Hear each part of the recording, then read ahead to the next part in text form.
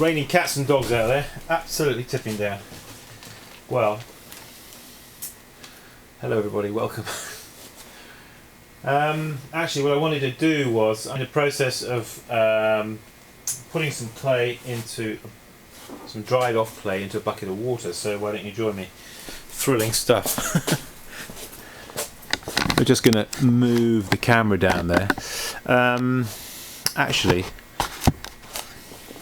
a lot of people, now I've got here a bucket half filled or a third filled of water, and what I want to do is take this clay which I've had drying out, and I want to put it in the water and so it all breaks down. So that's what I'm going to do, but I just thought we'd do a little experiment together, because I'm constantly getting people asking me, well, why are you drying out the clay to put it into the water? Why not just put the clay into the bucket here?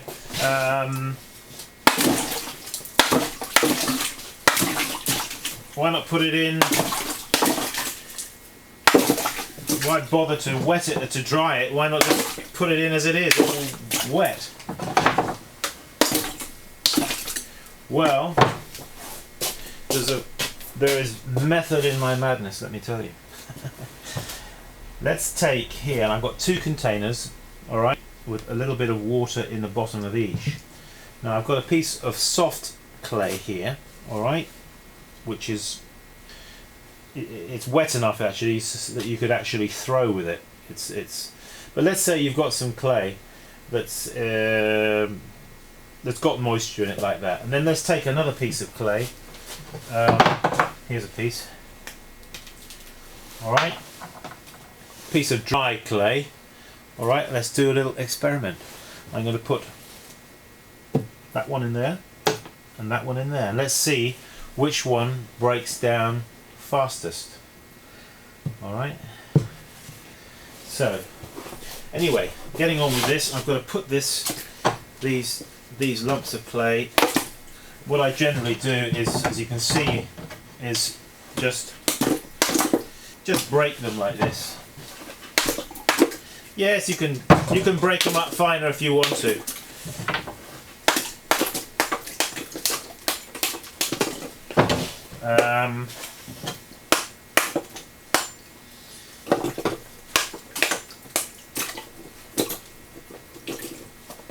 I generally find that this does the trick there. Better take the one off the clay off the other end of the board, otherwise the board's going to tip up on the floor.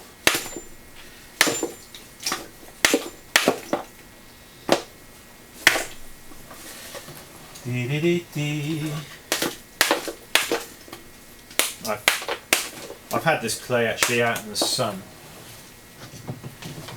so it's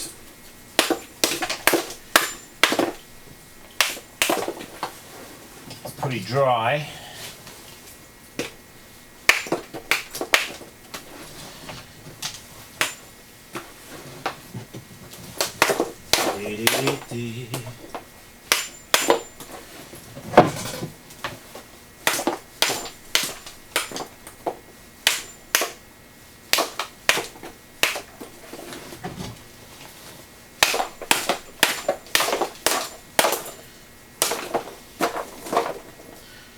Alright,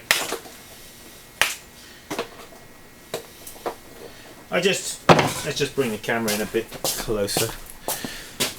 Well, yeah, you can see actually here in front of me, just down here, you see I've had some clay which I've taken out of that bucket and put onto the plaster bats that you've seen me make.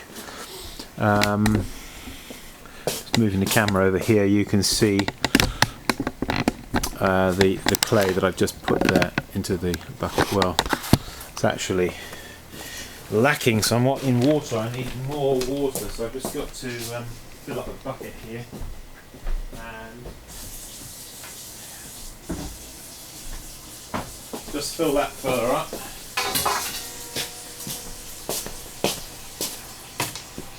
Now another thing that I do is add to this a small amount of vinegar. Well, there's the vinegar left in this bottle. You can just see here, if I get the label off,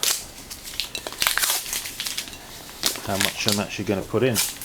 And you can use any cheap vinegar, alright? You haven't got to use best quality balsamic vinegar or anything like that, but I mean, just vinegar.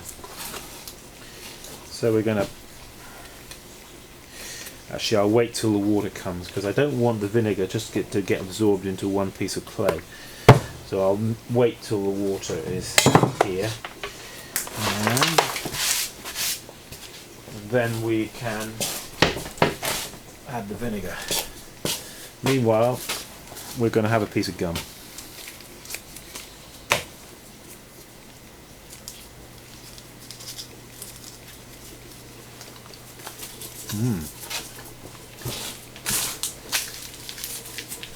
So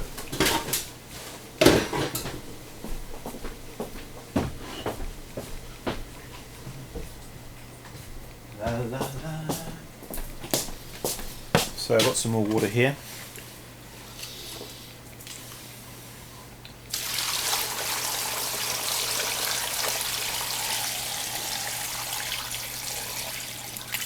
Okay. Now, I don't know if you're going to be able to listen. Let me see if I can get the camera down. I want you to listen to this, because this is actually important.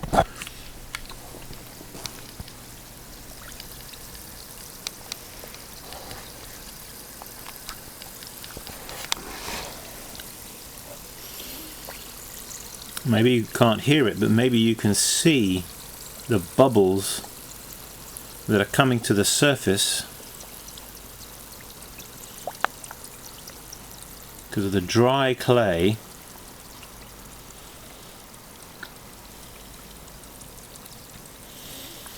absorbing the water. Let's just check out our two little lumps of clay that we got in these containers. Here we have in this container,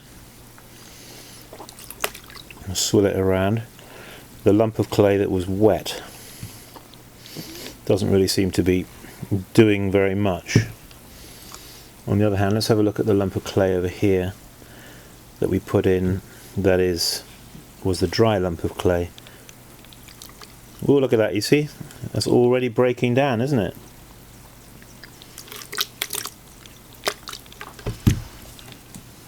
That's the wet one.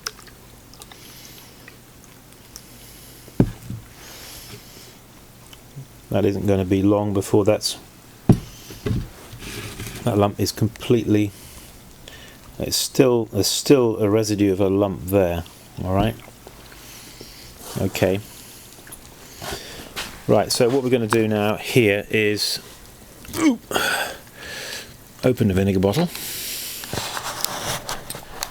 And we're going to have a quick slug. No, we're not.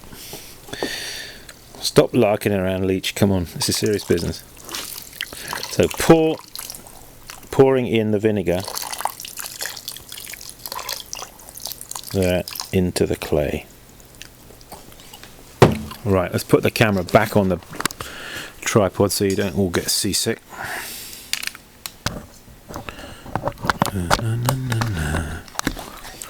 And let's just move the camera back a touch. Hope our battery isn't going to run out on us. So, what's going on in here? Well, the lump of clay that I put in this one here is completely unchanged. You see that? It hasn't changed. It's a little bit slimy on the outside, but it hasn't broken down at all. Not at all. The lump of clay that we put in here, and this one,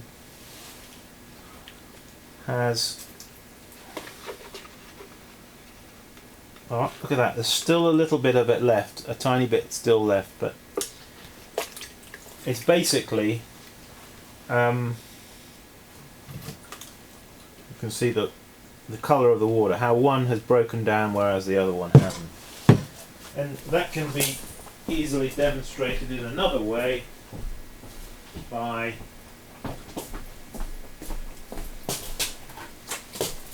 you've got some water in a bucket, 2 sponges.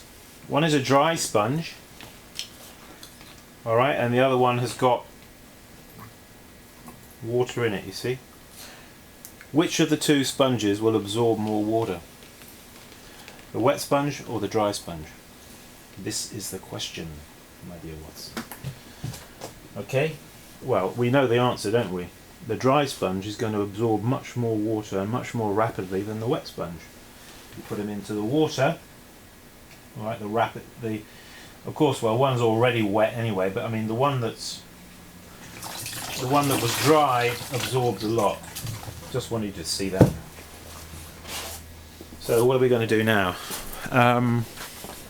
If this clip ends prematurely, I'm going to say to everybody, keep practicing, of course, ahead of time. But basically what I'm going to do is with this clay that's here, that's now slaking down, I think is the correct terminology, alright, which got the vinegar in it. I think probably I'm going to... Actually, I've got a bucket here. Oh, I'll just get the camera down there so you can see that. If we can, well, it probably is going to be a bit dark, but that bucket down here, been here about, I put the clay in here about a week ago. Let me see, I don't know if you can see it, but it's actually growing a mould on it. Can you see that? And this clay now is ready to come out and go onto the plaster bats. We'll leave that there you can leave it there for a few days. You'll be surprised how quickly that just turns into a nice sludgy mass, but it's quite an even sludgy mass of stuff. You see how easily that just goes straight down to the bottom, you see? Because it's all consistently soft and nice. That's because it was all dry to start with and it just absorbed all of that water. Anyway, I just wanted you to see that the difference between dry clay and